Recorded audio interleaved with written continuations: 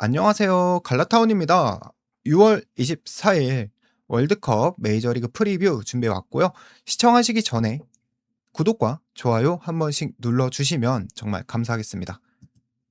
자, 데이터표 먼저 설명을 해드리면 오늘 해외 경기 받아보시면 내일 국내 야구까지 받아보실 수 있고요. 1일에 10,000원이라고 생각하시면 될 것 같습니다. 제공되는 데이터는 경기별 우선순위 데이터와 그리고 2경기, 3경기 조합 같이 제공해드리고 있습니다.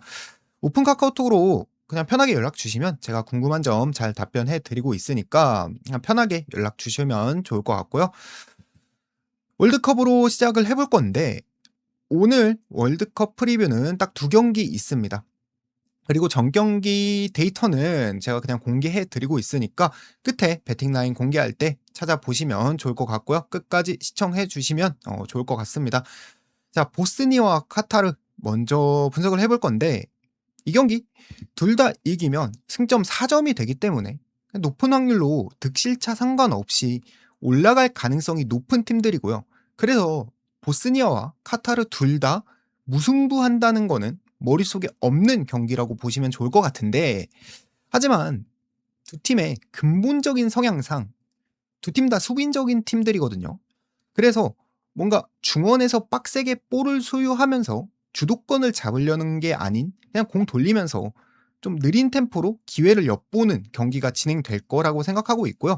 뭐 우선 보스니아 같은 경우에 제코와 데미로비치의 뚝배기로 카타르의 센터백 라인을 좀 계속해서 공략할 거라고 생각하고 있고요. 또 센터백들이 발이 느린 팀이다 보니까 좀 라인을 내리고 경기를 운영하지 않을까라고 생각하고 있습니다. 그게 보스니아의 전술이 아닐까라고 생각하고 있고, 보스니아가 당연히 전략 차가 나고 좀 더 유리한 팀이다 보니까 보스니아가 이긴다고는 생각하고 있습니다. 근데 결국 이기기만 하면 되거든요. 과하게 공격할 필요가 없는 상황이기 때문에 실점을 최소화하려고 하는 성향이 계속해서 보일 거고, 굳이 골을 넣게 된다면 모험을 하려고 하진 않을 것 같습니다. 그래서 이 경기 보스니아가 이기지만 큰 점수가 난다고는 생각하지 않고요.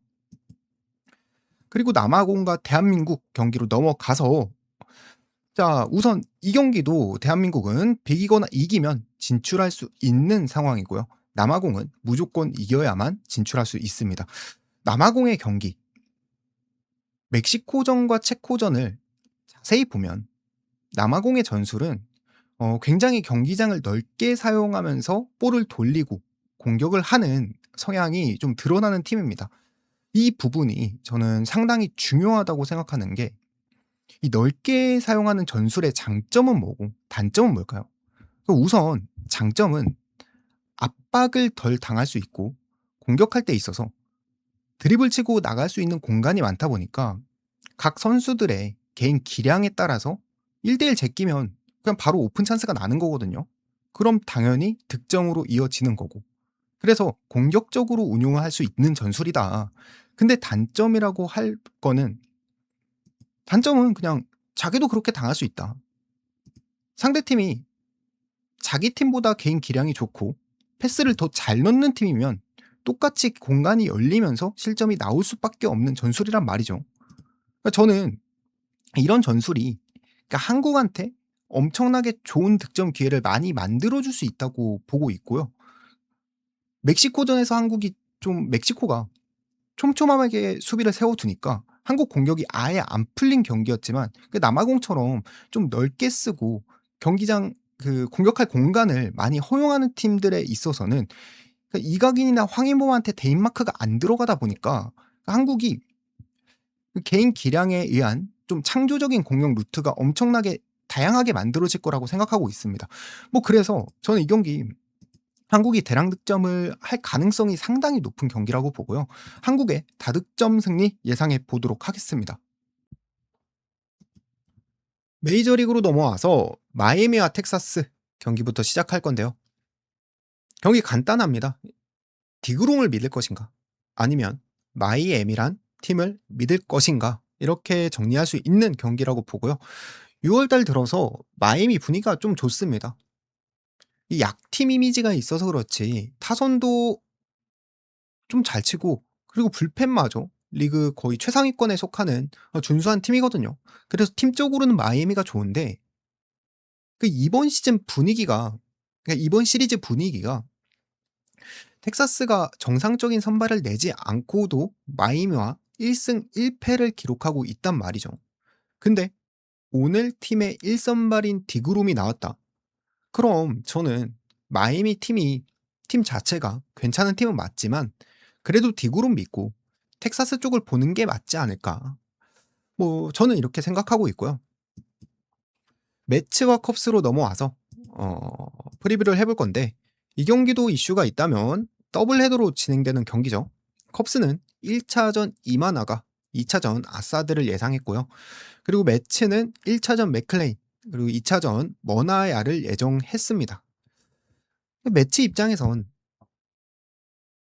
머나야 경기보다는 맥클레인 경기에 필승조를 투입하고 승리를 하려는 의지와 그리고 확률적으로도 좀 더 집중하려는 경향이 보이겠죠. 그래서 매치가 그냥 일단 이 경기 좀 유리하다고 보고요. 그리고 맥클레인도 최근 경기력 보시면 3경기에서 17이닝 3실점하고 있습니다. 그래서 맥클레인도 잘 던질 가능성이 높다고 생각하고요. 그래서 1차전에선 매치가 좀 무난하게 경기를 잡아주지 않을까라고 생각해서 매치 쪽 추천드리고요. 화이트삭스와 클리블랜드, 패디와 바이비가 나왔습니다. 수치상 오늘 나온 선발 둘 다 B급 선수들입니다. 근데 바이비는 방어율과 좀 다르게 화이트삭스 타선 상대로 아주 좋은 기록이 있고요. 작년 26이닝 6실점, 본인 실력에 비해서 아주 잘한 겁니다. 그리고 상대 타선과 상대 전적도 피안타율 1할 오픈 8리 아주 좋죠. 그래서 저는 바이비의 의문의 호투를 한번 예상해보고 싶고요. 패디 같은 경우에도 이번 달 6월 경기에서 평균 자책점이 1점대입니다. 좀 문제가 있다면 이닝 소화에 살짝 안 좋은 모습이 있긴 한데 그래도 나오는 이닝 동안은 완벽히 잘 틀어막을 수 있는 지금 좋은 기량을 보여주고 있는 선수기 때문에 저는 이 경기 두 선발 이름 때문에 네임밸류 때문에 기준점이 많이 올라간 경기라고 생각하고요. 그에 비해서는 세부 지표가 좀 언더에 가까운 지표들이 있기 때문에 언더를 추천드리고 넘어가면 좋을 것 같습니다. 다음 경기 콜로라도와 보스턴의 경기고요. 이 경기는 그냥 보스턴 쪽 보고 싶습니다.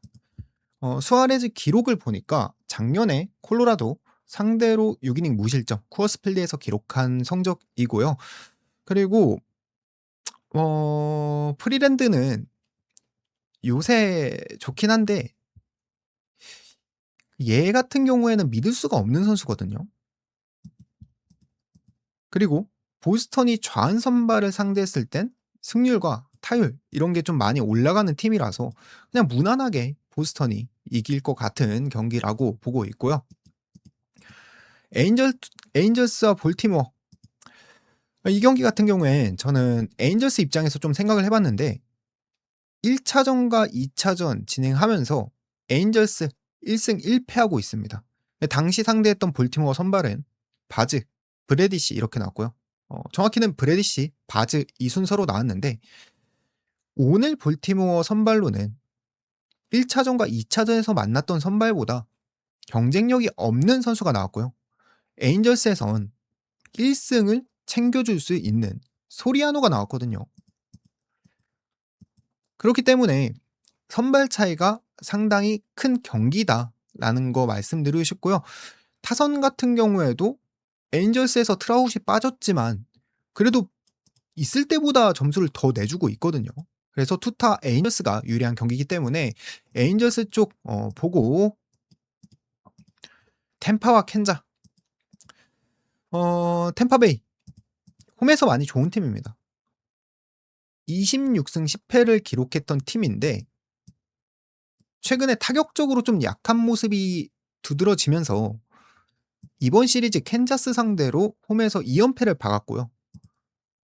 오늘 경기도 비슷하게 흘러가지 않을까라고 생각을 하는데, 왜냐하면 뭐 캔자스 타선 분위기도 좋고 선발 같은 경우에도 잭스보다는 오히려 카메론이 템파베이 상대로 좋았던 기록도 있고, 어 최근 경기력 같은 경우에도 좀 피안타가 많아지면서 실점이 최근에 있긴 했지만 그런 부분 감안하더라도 잭스도 비슷하거든요. 그래서 뭐 이 경기 같은 경우엔 템파의 타선이 너무 죽었기 때문에 빠따 믿고 캔자 쪽 보는 게 낫지 않을까 싶고요. 다음 경기 디트와 양키스. 이 경기 좀 중요한 데이터가 있는데, 그 그거 아시나요? 요새 쇼츠나 유튜브에서 많이 나오는 이야기인데, 스쿠발이 4월 말에 다치고 그 다친 것 때문에 보통 그 부상이 시즌 아웃 해야 되거나 아니면 후반기쯤에 돌아와야 되는 부상이었는데, 내년이 스쿠발이 FA이기 때문에 그냥 수술 받고 회복 안 하고 지금 던지고 있는 거거든요. 그러다 보니까 그 부상의 여파 때문인지 스쿠발이 최근 기록이 클리블랜드전 4이닝 2실점했고요. 그리고 화이트삭스한테 5이닝 3실점에 홈런 2개를 맞아 나갔습니다. 스쿠발을 1-2년 보신 형님들이면 이렇게 연속으로 털리는 게 거의 없었거든요.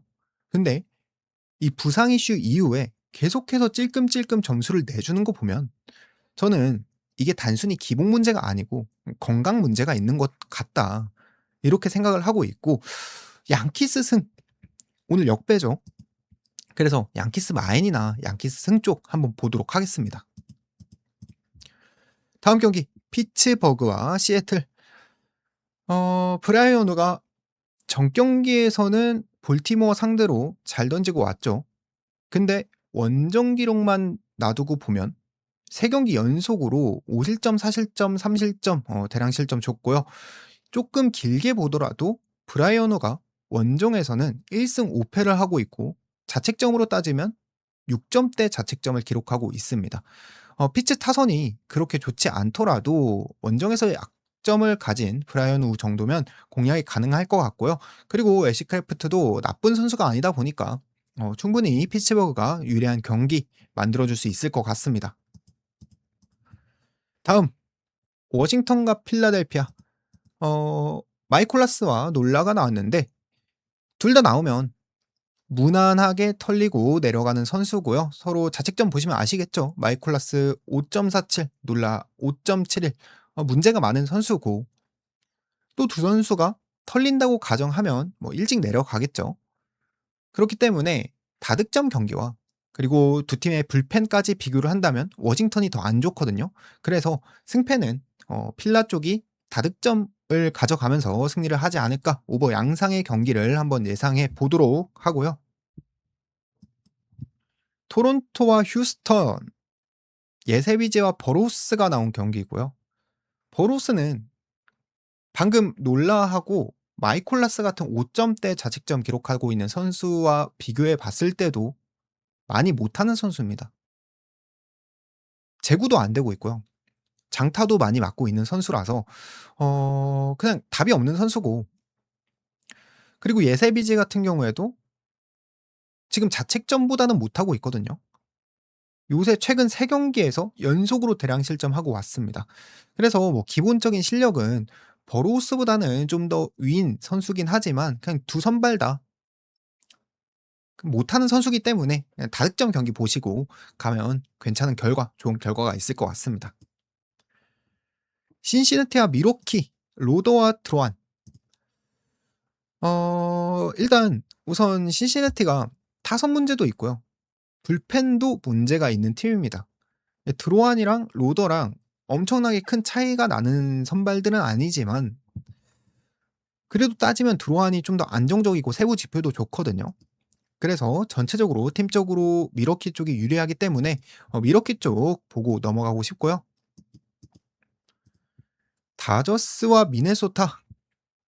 이 경기는 오타니가 선발로 나왔고 어제 두 팀의 경기는 다저스 마엔 오버까지 띄워준 경기였는데 분위기와는 다르게 "오늘 경기는 좀 모르겠다." 이런 말씀을 먼저 드리고 싶고요. 왜냐하면 오타니가 최근에 연속으로 사실점하고 왔습니다. 그리고 미네가 어제 경기만 제외하면 다저스보다도 한 2 주간 타격이 더 좋은 팀이었단 말이죠. 그래서 타격적으로도 사실상 다저스한테 안 꿀리는 팀이라고 생각하고 어제 크게 졌지만 어제를 어제 경기를 살짝 뜯어서 보면 오프너와 벌크가이 전술을 쓴 거거든요. 선발이 없었기 때문에 그냥 쉬어가는 경기라고 볼 수밖에 없고, 그리고 반대로 오늘은 괜찮은 선발인 라이언이 나왔고요. 그래서 미네소타 역배가 나쁘지 않은 선택 같고요. 할 만한 경기 같습니다. 그래서 미네소타 쪽 보면 좋을 것 같고, 세인트루이스와 애리조나, 리베라토어와 메이저리그 데뷔전을 갖는 브렛이 나온 경기고요. 뭐 리베라토어 먼저 말씀드리면 기복이 좀 있는 선수죠. 큰 기대는 안 되는데 긍정적인 지표라면 작년에 엘이 만났을 때 7이닝 1실점 좋은 투구 보여줬더라는 게 있고, 애리조나는 신인 브렛이 나왔는데요. 마이너 성적이 아주 좋은 선수입니다. 11경기 2.84의 평균 자책점 기록 중이고요.